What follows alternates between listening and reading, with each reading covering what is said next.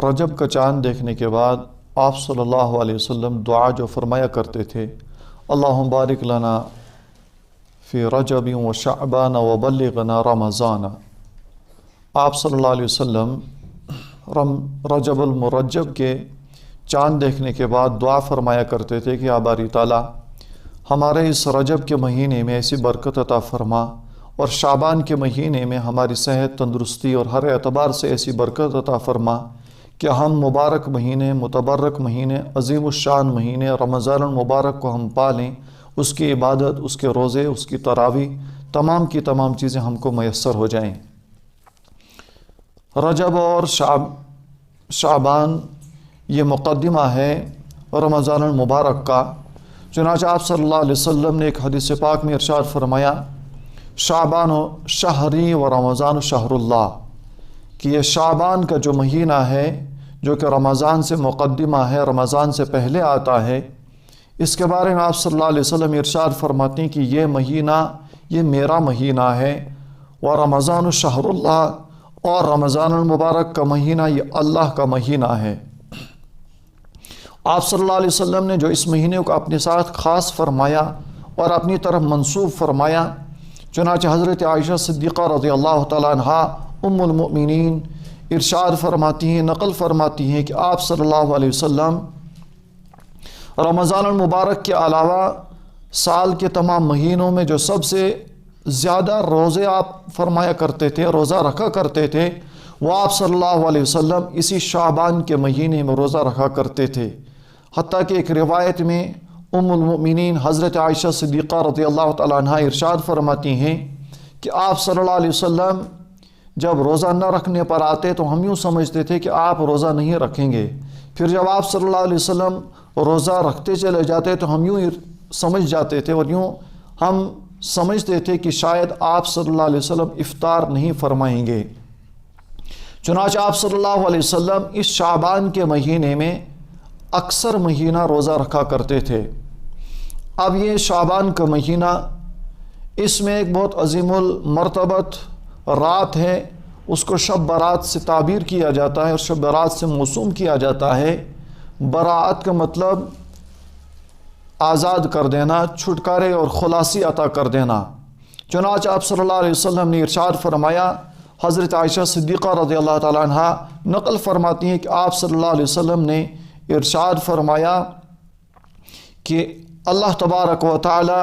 اس شب برات میں امت کی جو مغفرت فرماتے ہیں،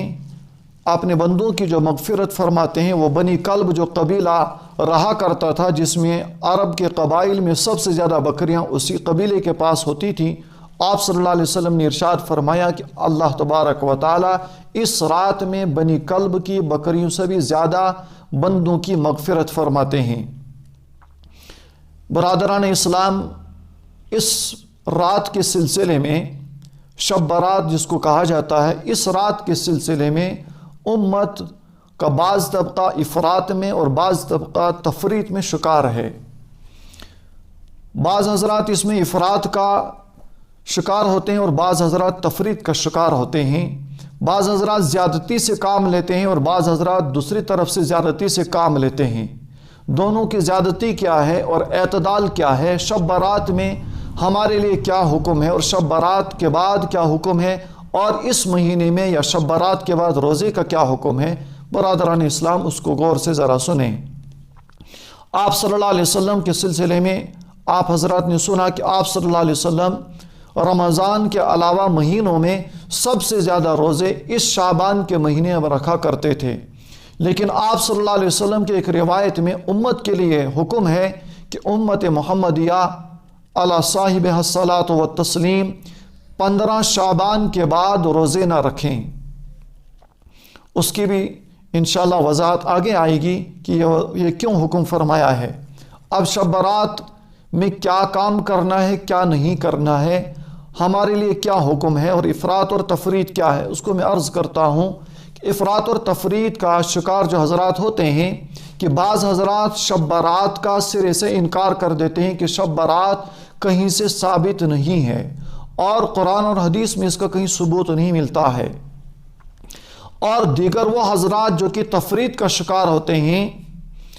یا افراد کا شکار ہوتے ہیں، یہ تو تفرید ہو گئی کہ بالکل سرے سے مانتے ہی نہیں، اور تفرید جو زیادتی کرتے ہیں اس میں،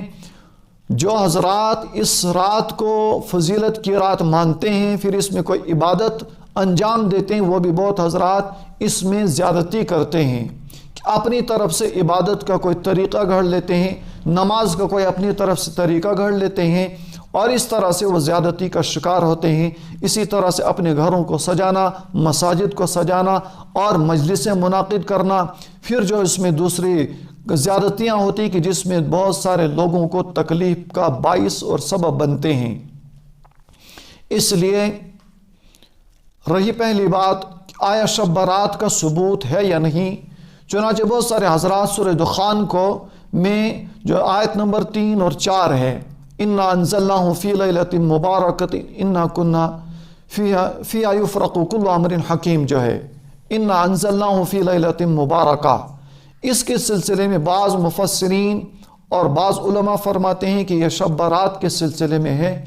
لیکن چونکہ قرآن پاک کا نزول شب قدر میں ہوا ہے، جیسے کہ اللہ تبارک و تعالی نے خود صراحتاً قرآن پاک میں ارشاد فرمایا اِنَّا أَنزَلْنَاهُ فِي لَيْلَةِ الْقَدْرِ، اس لیے اکثر مفسرین، اکثر محدثین کا یہ ماننا ہے کہ یہ آیت کریمہ بھی شب قدر کے ہی سلسلے میں، شب برات کے سلسلے میں نہیں ہے، لیکن آیا احادیث میں اس کی صراحت ہے یا نہیں؟ چنانچہ بعض حضرات کہتے ہیں کہ حدیث میں کوئی صحیح حدیث نہیں ہے، لیکن درست بات، اعتدال کی بات یہ ہے اور حقیقت یہ ہے کہ اس میں جو روایات مروی ہیں، اگرچہ بعض روایات میں ضعف ہے، کمزوری ہے، لیکن کچھ صحیح احادیث بھی اس میں وارد ہیں اور اللہ کے نبی علیہ الصلوۃ والتسلیم سے منقول ہیں۔ چنانچہ جماعت اہل حدیث کے سرکردہ عالم دین علامہ ناصر الدین البانی رحمہ اللہ تعالیٰ نے بھی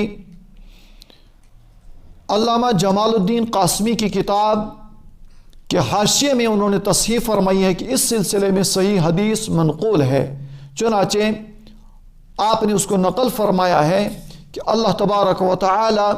اس رات میں آسمان دنیا پر اپنی شان کے مطابق نزول فرماتے ہیں، اور پھر اللہ تبارک و تعالی اعلان فرماتے ہیں حل من مستغفرین، کیا کوئی استغفار کرنے والا ہے کہ میں اس کی مغفرت کر دوں؟ کیا کوئی رزق کو طلب کرنے والا ہے کہ میں اس کی روزی میں برکت عطا کر دوں، روزی عطا کر دوں؟ کیا کوئی کسی مصیبت سے نجات چاہنے والا ہے کہ میں اس کی نجات کر دوں اور مصیبت کو دور کر دوں؟ اور اسی طرح سے مختلف اعلانات اللہ تبارک و تعالی اس رات میں فرماتے رہتے ہیں یہاں تک کہ صبح صادق ہو جاتی ہے۔ اسی طرح سے مختلف روایت میں حضرت عائشہ صدیقہ رضی اللہ تعالیٰ عنہ کی مختلف روایات ہیں، اور ایک روایت میں حضرت عائشہ صدیقہ ام المؤمنین رضی اللہ تعالیٰ عنہ ارشاد فرماتی ہیں کہ اللہ کے نبی علیہ الصلوۃ والتسلیم میرے گھر میں تشریف لائے اور میرے بستر میں آرام فرمانے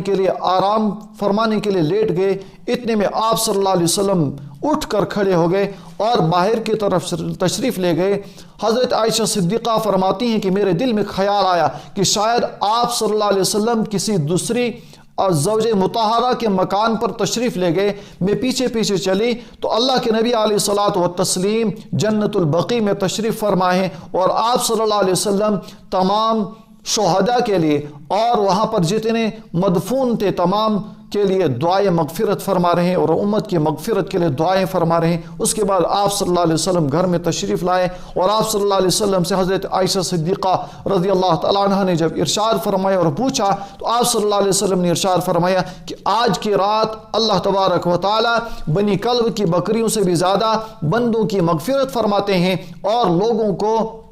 جہنم سے آزادی اور خلاصی کا پروانہ عطا فرماتے ہیں۔ اسی بنیاد پر اس کا نام پڑ گیا شب برات، یعنی برات کا اعلان اور جہنم سے چھٹکاری کی اور خلاصی کا ان کو پروانہ عطا کیا جاتا ہے۔ آپ صلی اللہ علیہ وسلم سے یہ بات تو ثابت ہے۔ اسی طرح سے آپ صلی اللہ علیہ وسلم کا دعا اور استغفار کرنا، اسی طرح سے اللہ تبارک و تعالیٰ کے سامنے سجدہ ریز ہو کر گڑ گڑانا، چنانچہ جو چیز ثابت ہے، جس طرح سے ثابت ہے، جتنی ثابت ہے، اس کو اسی انداز سے اتنا ہی کیا جائے گا جو اللہ کے نبی علیہ الصلوۃ والتسلیم سے منقول ہے، نقل ہوتا ہوا چلا ہے، جو آپ صلی اللہ علیہ وسلم نے فرمایا ہے کہ توبہ استغفار کی جائے، اللہ تعالیٰ کے سامنے گڑ گڑایا جائے۔ اور ایک ہی روایت میں آیا کہ آپ صلی اللہ علیہ وسلم قبرستان تشریف لے گئے تھے، اس لیے ہمارے لیے حکم ہے اب کیا کرنا ہے کیا نہیں کرنا ہے۔ تو اس میں یہی کرنا ہے کہ انفرادی طور پر عبادت کی جائے، توبہ استغفار کیا جائے، اللہ تبارک و تعالیٰ کے سامنے گڑ گڑایا جائے، اور جیسے کہ اللہ کے نبی علیہ الصلوۃ والتسلیم نے ارشاد فرمایا کہ میرا دل چاہتا ہے کہ چونکہ اس میں اعمال اللہ کے حضور پیش ہوتے ہیں اور اسی طرح سے فیصلے ہوتے ہیں، تو میں چاہتا ہوں کہ میرے جو اعمال پیش ہوں تو وہ روزے کی حالت میں پیش ہوں۔ تو آپ صلی اللہ علیہ وسلم نے دوسرے دن روزہ بھی رکھا، جیسے کہ حضرت علی ابن ابی طالب رضی اللہ تعالیٰ عنہ سے بھی مروی ہے اور دیگر صحابہ کرام سے بھی مروی ہے کہ اللہ کے نبی علیہ الصلوۃ والتسلیم نے ارشاد فرمایا کہ اس رات میں قیام کیا جائے، عبادت کی جائے، اور اس کے دوسرے دن پھر روزہ رکھا جائے۔ اس لیے روزہ بھی ثابت ہے، توبہ استغفار بھی کر سکتے ہیں۔ بس اس کے علاوہ جو دیگر ہے، اب کیا نہیں کرنا ہے، کیا نہیں کرنا ہے، اس کے لیے جو اللہ کے نبی علیہ الصلوۃ والتسلیم سے ثابت نہیں ہے وہ چیزیں نہیں کرنا ہے۔ جیسے بہت سارے حضرات اس رات میں پھر عید کی طرح اس رات کو مناتے ہیں اور اس کو کہتے ہیں شعبان کی عید۔ اسی طرح سے محفلیں منعقد کرتے ہیں، مساجد کو سجایا جاتا ہے، اپنے گھروں کو سجایا جاتا ہے، اور مختلف قسم کے پکوان بنائے جاتے ہیں، اور پھر شرینیاں تقسیم ہوتی ہیں، مسجدوں کو سجایا جاتا ہے، اور پھر مائک کے ذریعے سے اور ساؤنڈ سسٹم کے ذریعے سے، باہر سپیکروں کے ذریعے سے پھر اعلانات ہوتے ہیں، تقریبات ہوتی ہیں، اور جلسے اور جلوس ہوتے ہیں۔ لیکن یہ تمام وہ چیزیں ہیں جو اللہ کے نبی علیہ الصلوۃ والتسلیم اور خیر القرون صحابہ کرام کے زمانے سے، آپ کے اعمال سے اور آپ کے افعال سے اور آپ کے اقوال سے یہ چیزیں ثابت نہیں ہیں، جو تمام کی تمام چیزیں ہم کرتے ہیں، اور پھر ان چیزوں کے ذریعے سے ہم دوسرے لوگوں کے لیے تکلیف کا باعث اور سبب اور ذریعہ بنتے ہیں۔ دوسری چیز، روزے کے سلسلے میں آپ صلی اللہ علیہ وسلم نے ایک حدیث پاک میں، ایک روایت میں ارشاد فرمایا کہ 15 شعبان کے بعد روزانہ رکھا جائے۔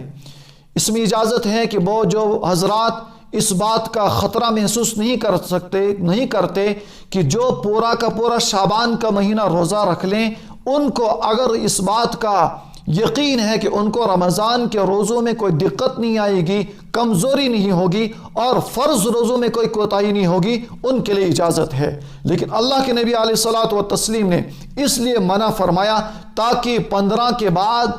امتی رمضان المبارک کے فرض روزوں کے لیے اپنے اندر قوت، طاقت پیدا کر لیں۔ جس کو سفر کی ضرورت ہے وہ سفر سے فارغ ہو جائے، اور جن کو دوائی کی ضرورت ہے وہ دوائی کھا کر صحت اور تندرستی حاصل کر لیں، اور جن کو دیگر امور کی ضرورت ہے وہ ان تمام امور سے فارغ ہو کر فرض روزوں کے لیے تیار ہو جائیں۔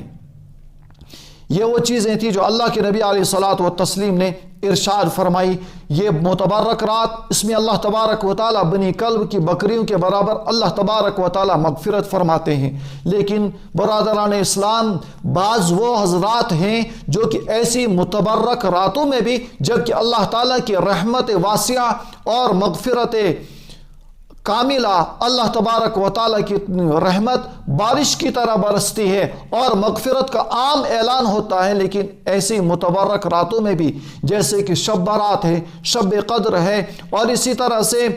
بعض متبرک راتیں جیسے عید الفطر کی رات ہے اور عید الاضحیٰ کی رات ہے، اور اسی طرح سے 10 محرم اس سے کی رات ہے۔ یہ ایسی متبرک راتیں، ان متبرک راتوں کی طرح اس رات شب برات میں بھی اللہ تبارک و تعالی بعض لوگوں کی مغفرت نہیں فرماتے ہیں۔ وہ کون ہیں؟ چنانچہ اللہ کے نبی علیہ الصلوۃ والتسلیم نے ارشاد فرمایا المشرک والمشاہن، کہ اللہ تبارک و تعالی مغفرت فرماتے ہیں لیکن مشرک کی اور مشاہن کی مغفرت نہیں فرماتے، یعنی جس کے دل میں، جس کے سینے میں کینہ ہو اور بغض ہو، اس انسان کی بھی اللہ تبارک و تعالی مغفرت نہیں فرماتے۔ اور دیگر روایات میں اللہ کے نبی علیہ الصلوۃ والتسلیم نے ارشاد فرمایا کہ شرک کرنے والا، اسی طرح سے ناحق کسی کو قتل کرنے والا، اور اسی طرح سے اللہ کے نبی علیہ الصلوۃ والتسلیم نے ارشاد فرمایا کہ زانی جو بغیر شرعی نکاح کے اور شرعی ضابطے کے علاوہ جس نے کسی کے ساتھ تعلق قائم کر لیا اس کو زنا کہا جاتا ہے، چاہے جائے کہ اس میں عورت کی طرف سے، اب قانون کے اعتبار سے صرف زنا اس کو کہا جاتا ہے کہ جس میں عورت کی رضامندی حاصل نہ ہو، اور جس میں عورت کی رضامندی ہو، مرد کی رضامندی ہو تو پھر اس کو قانوناً زنا قرار نہیں دیتے، لیکن شرعاً جس میں نکاح کے بغیر کوئی بھی تعلق قائم کیا جائے وہ تمام کا تمام زنا میں شمار ہوتا ہے۔ اللہ کے نبی علیہ الصلوۃ والتسلیم نے ارشاد فرمایا کہ زانی کی بھی مغفرت نہیں ہوتی۔ اسی طرح سے کسی قسم کا نشہ کرنے والے، چاہے وہ شراب کی شکل میں ہو، افیون کی شکل میں ہو یا ڈرگز کی شکل میں ہو، کسی بھی قسم کی شکل میں نشہ کرنے والے، اس کی بھی مغفرت نہیں ہوتی ہے۔ اسی طرح سے متکبر کی، جو کہ حق کو رد کرنے والا اور باطل کو اختیار کرنے والا اور اپنے دوسروں کو ذلیل سمجھنے والا، اپنے آپ کو بڑا سمجھنے والا، اپنی بڑائی کرنے والا، اس کو متکبر کہتے ہیں، اس کی بھی اللہ تبارک و تعالی مغفرت نہیں فرماتے۔ اسی طرح سے والدین کا نافرمان، دل میں بغض رکھنے والا اور قطعی تعلق کرنے والا، رشتہ داروں کے ساتھ رشتہ داری کو کاٹنے والا، ختم کرنے والا، اس کی بھی مغفرت نہیں ہوتی ہے۔ اس ایسی متبرک رات میں بھی، اور بعض روایات میں آتا ہے کہ چغل خور کی بھی مغفرت نہیں ہوتی، تصویر بنانے والے کی بھی مغفرت نہیں ہوتی۔ اسی طرح سے اپنی ازار یا پینٹ تکبرانہ انداز میں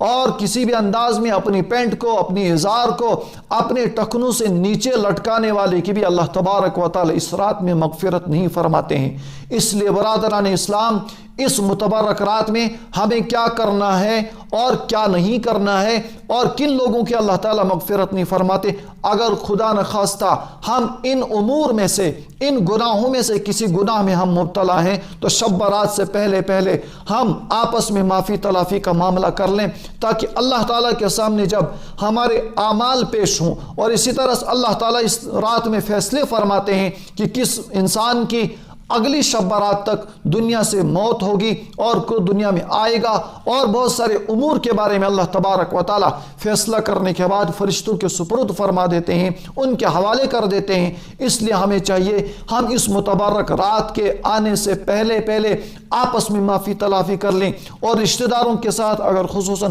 قطعی تعلق ہوا ہے، رشتہ داری ختم ہو گئی، اس کو جوڑنے کی کوشش کریں۔ اللہ تبارک و تعالی ہم سب کو رمضان المبارک کا متبرک مہینہ نصیب فرمائے۔ اللہ تعالی ہماری زندگیوں میں، صحت میں، عمر میں اللہ تبارک و تعالی اعمال صالحہ کے ساتھ درازی فرمائے، اور رمضان المبارک کے روزے، اس کی تراویح اور اس کی عبادت اور اس کا اعتکاف اللہ تبارک و تعالی ہم سب کو نصیب فرمائے، اور اس رات میں ہم سب کی مغفرت فرمائے۔ وآخر دعوانا الحمدللہ رب العالمین۔